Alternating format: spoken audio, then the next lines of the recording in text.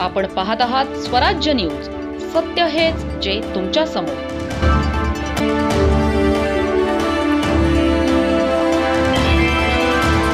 नंदुरबार येथील समाज कल्याण विभागाच्या महिला वसतिगृहातून एक धक्कादायक आणि संतापजनक प्रकार समोर आला आहे. विद्यार्थिनींच्या आरोग्याशी आणि जीवाशी खेळण्याचा कथित कट रचल्याचा गंभीर आरोप करण्यात आला आहे. कर्मचाऱ्यांमधील अंतर्गत वादातून विद्यार्थिनींच्या जेवणात किंवा पिण्याच्या पाण्यात अपायकारक द्रव्ये मिसळण्याचा प्रयत्न झाल्याचा आरोप समोर आला आहे. या संदर्भातील कथित ऑडिओ रेकॉर्डिंग सोशल मीडियावर व्हायरल झाल्यानंतर संपूर्ण प्रकरणाची चर्चा सुरू झाली आहे. या घटनेमुळे वसतिगृहातील विद्यार्थिनींमध्ये भीती आणि असुरक्षिततेचे वातावरण निर्माण झाले आहे. सुट्टीचा कालावधी सुरू असतानाही वैद्यकीय आणि इतर व्यावसायिक अभ्यासक्रमांचे शिक्षण घेणाऱ्या सुमारे 22 विद्यार्थिनी वसतिगृहात वास्तव्यास होत्या. याच विद्यार्थिनींच्या जेवणात किंवा पाण्यात अपायकारक पदार्थ मिसळण्याचा प्रयत्न झाल्याचा आरोप करण्यात आला आहे.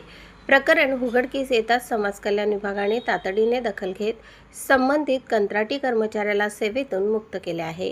तसेच प्राथमिक चौकशीत विद्यार्थिनींच्या आरोग्याशी खेळण्याचे कट कारस्थान समोर आल्याचेही अधिकाऱ्यांनी स्पष्ट केले आहे. मात्र केवळ सेवेतून कमी करणे ही कारवाई पुरेशी नसल्याचे विद्यार्थिनींचे म्हणणे आहे. या प्रकरणातील सर्व संबंधित फौजदारी गुन्हा दाखल करून कठोर कारवाई करावी अशी त्यांची मागणी आहे. मागणीसाठी विद्यार्थिनींनी प्रथम वसतिगृहात 3 तास आंदोलन केले. त्यानंतर प्रशासनाकडून समाधानकारक प्रतिसाद न मिळाल्याने त्यांनी थेट जिल्हाधिकारी कार्यालयात ठिय्या आंदोलन सुरू केले. या गंभीर घटनेमुळे समाज कल्याण विभागाच्या वसतिगृहांच्या सुरक्षिततेवर मोठे प्रश्नचिन्ह निर्माण झाले आहे. आता या प्रकरणात पोलीस प्रशासन कोणती भूमिका घेते, दोषींवर गुन्हा दाखल होतो का आणि विद्यार्थिनींना न्याय मिळतो का, याकडे संपूर्ण जिल्ह्याचे लक्ष लागले आहे. प्रतिनिधी नवनीत बागले आणि वृत्तनिवेदिका सीमा पाटीलसह स्वराज्य न्यूज, नंदुरबार. कुंदन पावरा नामक एक व्यक्तिमत्व आहे. तिने म्हणजे मुलींचा जीव घेणा प्रकार केला होता. 22 मुली आम्ही हॉस्टेलला प्रेझेंट होतो. तर तिने असा प्लॅन केला होता की पाण्यात किंवा जेवणात आपण विष टाकू आणि मुलींची हत्या करू, असा प्रकरण केला आहे. आमच्याकडे त्याची रेकॉर्डिंग आहे, म्हणजे आमच्याकडे प्रूफ पण आहे.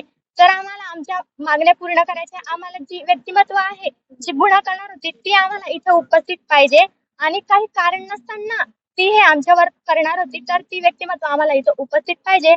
तर ते सांगत होते की तुझं नाव काय आहे म्हणे. पर्सनली नाव घेऊन टार्गेट करतात सर. आणि आम्ही 1 किलोमीटर आमच्या कॉलेज आहेत तिथून आम्हाला एवढं लांब चालून जावं पडतं. आणि यांनी जर आम्हाला जर टार्गेट केला ना, आम्हाला जर काय केलं तर याची वाली जबाबदारी कोण घेणार आहे सर? ते येतो सर, कॉलेजला एकटे जातो. जर तिने मध्यंतर जर काय केलं, माणसं लावून जर आमच्या घात करण्याचा प्रयत्न केला, हे काय उत्तर देतील सर?